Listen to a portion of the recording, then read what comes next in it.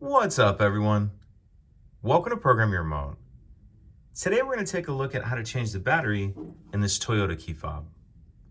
So this remote key fob is going to be for the vehicles that do not have a push button start ignition, and it's going to take a replacement battery CR2032.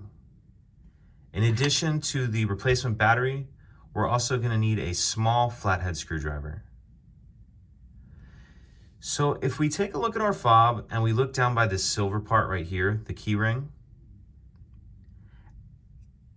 and we take a look with it with the buttons facing down like this, and we look by this silver key ring, not sure if the camera can really pick that up, but there's just a little bit of a notch right here.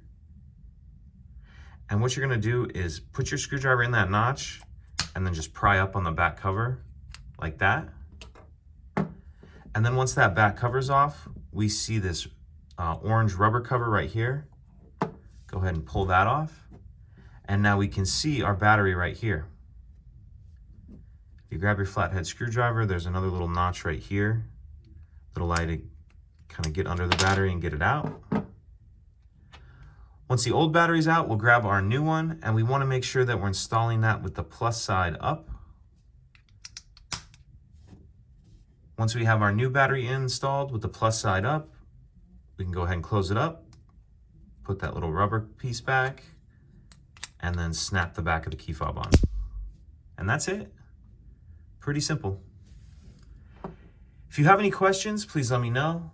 If you could take a second to like and subscribe, it helps us out, and I'd appreciate it.